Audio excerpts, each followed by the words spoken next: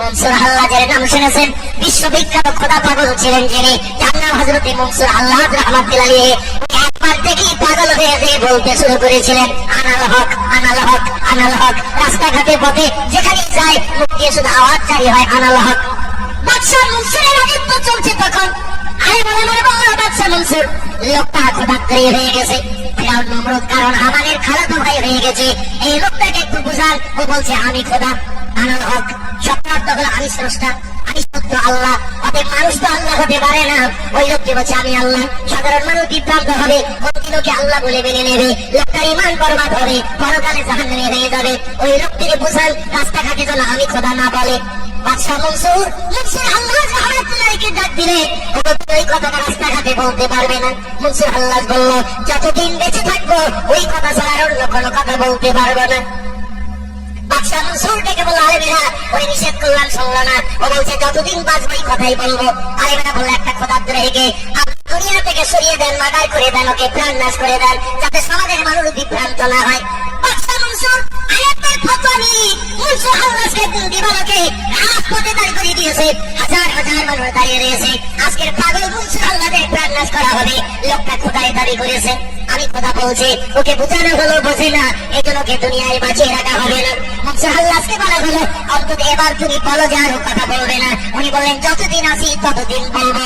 তাহলে এখনই জল্লাদ তোমাকে তরবারি দিয়ে কল্লাতি খণ্ডিত করবে। বলে আমার পথে কিছু আসে যায় না। জল্লাদকে হুকুম করা হলো,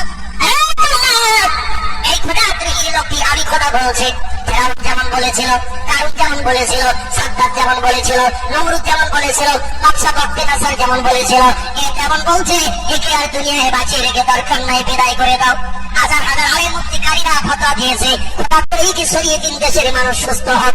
আলেমের ফতোয়া নিয়ে জল্লাদকে হুকুম দেয়া হলো, তরবারি মেরে কল্লাতি খণ্ডিত করে দাও। জল্লাদ খালি তো তরবারি নিয়ে পাল্লায় মেরে দিলে এক আঘাত, একে কবে হাত থেকে কল্লাটা ছিটকে তরবার হাত তুলে যেয়ে পড়েছে। এত জোরে তরবার আঘাত করেছে, দেহের থেকে কল্লাটা কেটে তরবার হাত তুলে গিয়ে ছিটকে পড়েছে। এক জায়গায় আসার খেয়ে পড়লো, মাথাটা এক জায়গায় ছিটকে চলে গেল। রক্তের বলে হাত হাত ছুটতে শুরু করেছে। আর মনসুর আল্লাহকে জবান দিয়ে কাটা মাথায় আওয়াজ জারি হয়েছে, লা ইলাহা ইল্লাল্লাহ মুহাম্মাদুর রাসূলুল্লাহ। আলে মুক্তিকারী শব্দ, দেখি সর্বনাশ। আমরা ধারণা করলাম লোকটা কাফের হয়ে গেছে, খোদাদ্রোহী হয়ে গেছে। আমরা প্রাণ নাশের ফতোয়া দিলাম, বাদশাহ প্রাণ নাশ করেছে। দোস্ত বাদশাহ না, আমরা তো ফতোয়া দিচ্ছি আলে মুক্তিকারী। লোকটা বলছে আমি খোদা, আমি খোদা। কিন্তু মরণের পর কাদা মাথায় পড়ছে কলেমা। এই লোকটা তো এক নম্বরের ইমানদার। জোরে বলুন সুবহানাল্লাহ। আমাদের মরণের সময় জবান দিয়ে জারি হয় না, হয় নাকি ভাই? দুদিন তিন দিন আগে দেখবেন সলিমউদ্দিন চাচা বোবা হয়ে গেছে, আব্দুল করিম দাদার ঠোঁট বন্ধ হয়ে গেছে, একটু পানি দিচ্ছে চামচে করে গালাসি দিয়ে গড়িয়ে পড়তেছে। ঠিক বললাম না ভুল বললাম?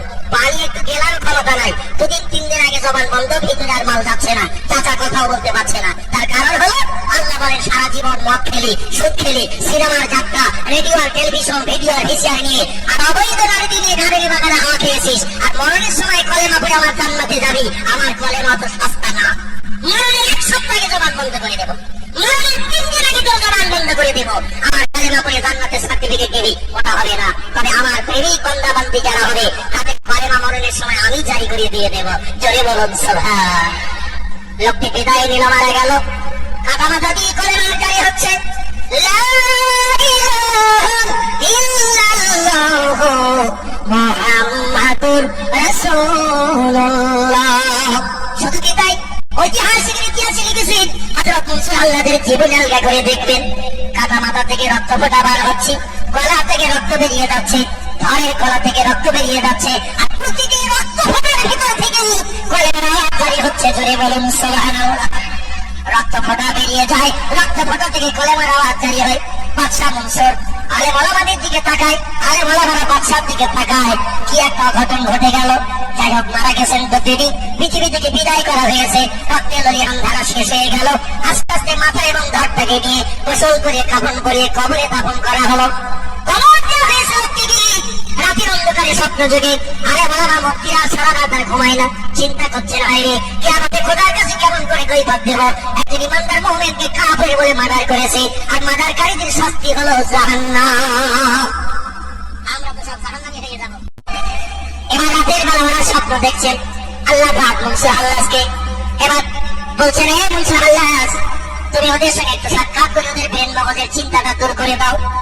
বাদশাহ মনসুরের দেশে হযরতে আল্লাহ ওয়ালা আল্লাহ প্রেমী খোদা ভক্ত মনসুর আল্লাহ স্বপ্ন দেখে আল্লাহর সঙ্গে সাক্ষাৎ করেছেন। আরে পায়ে জড়িয়ে দিয়ে রাতের বেলা ঘুমিয়ে ঘুরে কান্না শুরু করেছেন। বলে, হুজুর বেয়াদবি নেবেন না, আমরা বুঝতে পারিনি আপনার ভিতরটা এমন। বাইরে দেখে আমরা ফতোয়া দিয়েছিলাম, কিন্তু আপনি ভিতরে তো খোদা প্রেমিক ভক্তি ইমানদার ছিলেন। বাইরে বুঝতে পারিনি, কিন্তু রাস্তাঘাটে পথে আপনি আনাল হক আনাল হক, আমি আল্লাহ আমি সত্য কথা, এটা কেন বলতেন? তখন বলছে আল্লাহ বলছে, আরে মেয়েরা, আমার জীবনে আমি একদিন গাছতলায় শুয়েছিলাম, বিবি ছেড়েছি, বাচ্চা ছেড়েছি, জায়গা তুমি ঘর বাড়ি পরিত্যাগ করেছি আমার মা বোধকে একটু দেখার জন্যে, আমি আল্লাহকে দেখার জন্যে। বিশ্ব নবী দেখেছে আল্লাহকে, আর নবী বলে গিয়েছে আল্লাহ পাক আমার ৪,৫০০ মুজিজা দিয়েছেন। আমার এই ৪,৫০০ মুজিজার ভিতরে একটি মুজিজা হলো খোদা দেখা। কোন নবী যেটা পারেনি, আল্লাহ সেটা আমাকে স্পেশাল দেখিয়েছেন। আমি আল্লাহকে ২৫ বছর মতন করে ২৭ বছরের লম্বা মেয়াদ দিয়ে আর সে মহল্লায় বসে বসে আমার মাহবুবকে সামনে রেখে গল্প করেছি। জয় বলুন সুবহানাল্লাহ।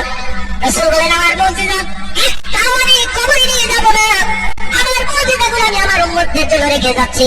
আমার উম্মতেরা প্রয়োজনের তাগিদে আমার মুজিজাগুলো কাজে ব্যবহার করে তারা উপকৃত হবে, কারণ আমার পরে আর কোন নবী রাসূল পৃথিবীতে আসবে না।